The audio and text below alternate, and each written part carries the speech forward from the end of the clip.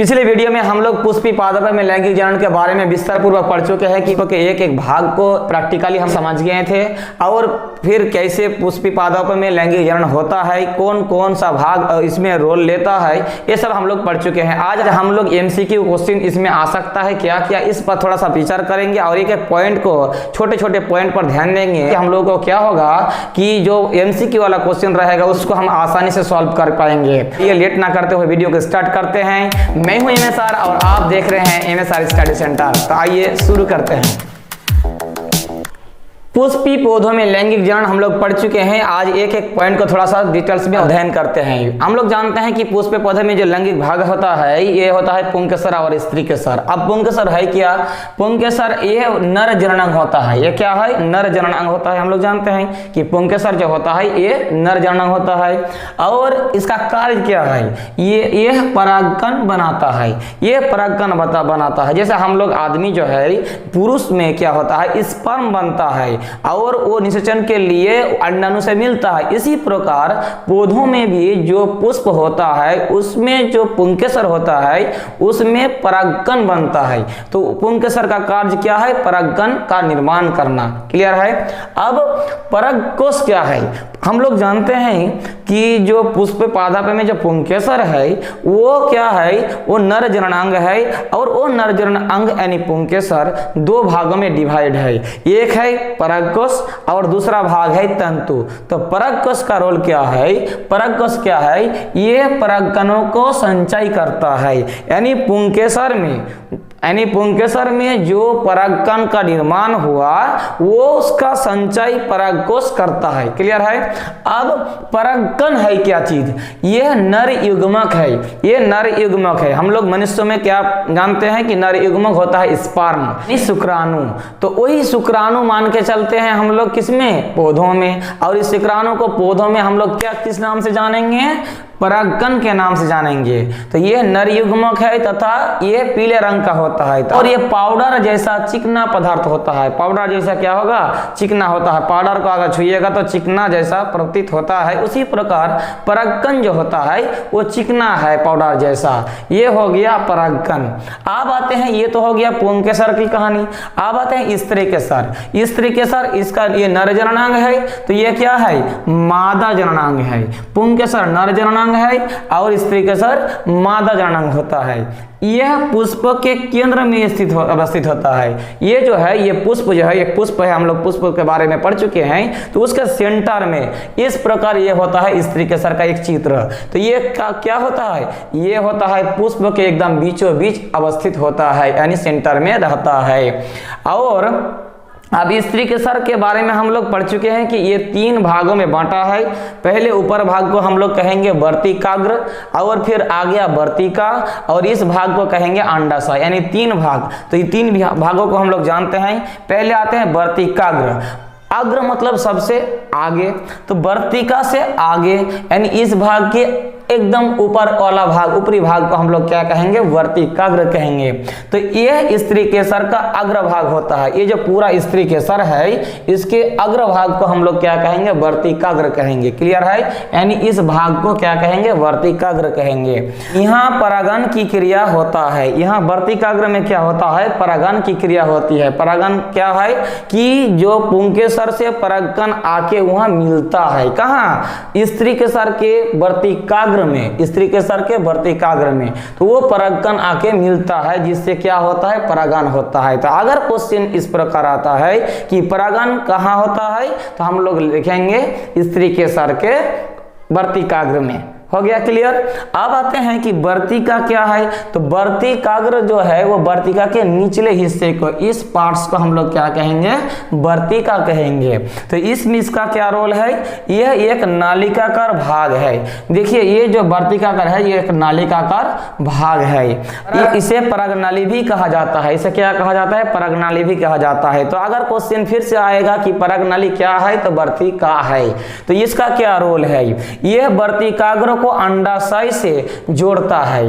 ये जो वर्तिकाग्र हम लोग देखे, वर्तिकाग्र, और ये भाग है अंडाशय। ये जो वर्तिका है ये वर्तिकाग्र को अंडाशय से जोड़ता है, एक नालिका द्वारा अंडाशय से जोड़ता है। कौन? वर्तिका। कहां से कहां तक? वर्तिकाग्र से अंडाशय तक उसको जोड़ता है। और क्या है? परागकणों को अंडाशय तक पहुंचाता है। यहाँ जो परागकण मिला था पुंकेसर से आया हुआ परागकण वर्तिकाग्र में, उसको क्या करता है? उस परागकण को वर्तिकाग्र से अंडाशय तक पहुंचाता है। कौन? वर्तिका। अब आते हैं कि अंडाशय क्या है। तो हम लोग ये जो स्त्रीकेसर है ये फूला हुआ, ज्यादा फूला हुआ जो भाग है इसे हम लोग अंडाशय कहेंगे। तो अंडाशय का क्या कार्य है? ये पुष्प का प्रमुख मादा जननांग होता है। ये जो स्त्रीकेसर है, हम लोग जननांग में क्या पढ़े? पुंकेसर और स्त्रीकेसर, ये दोनों जननांग है। और स्त्रीकेसर में सबसे अधिक अंडाशय है जो सबसे प्रमुख जननांग है, क्योंकि जो भी फल बनेगा, बीज बनेगा, इसी अंडाशय में बनेगा, यानी निषेचन की क्रिया यही होगा।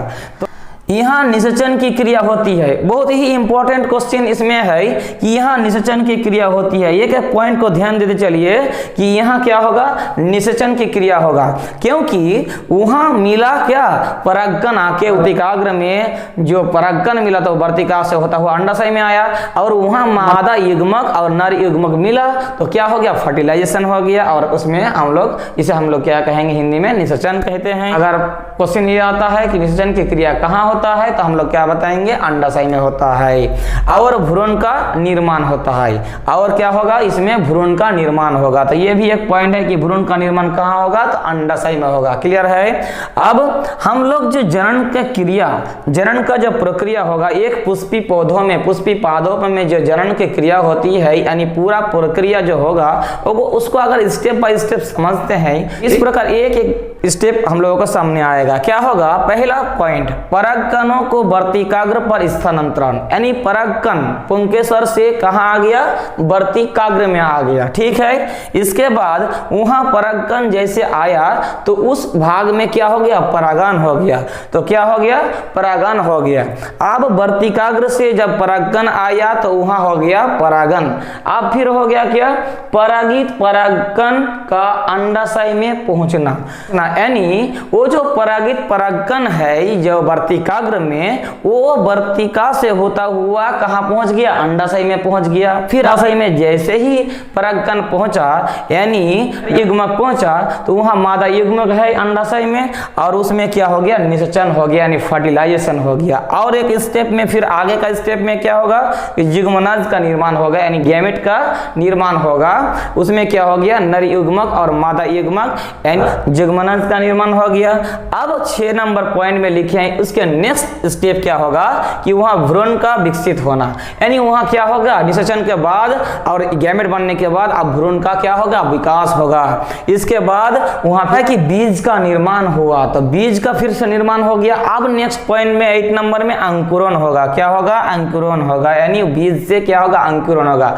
और जैसे ही अंकुरण हो गया, नए पौधे का जन्म हो गया। तो इस प्रकार एक पुष्पी पौधों में, एक पुष्प में स्टेप बाय स्टेप इस प्रकार लैंगिक जनन की प्रक्रिया होती है। अब एक क्वेश्चन आता है कि अंकुरण है क्या? अंकुरण जो होता है वो है क्या?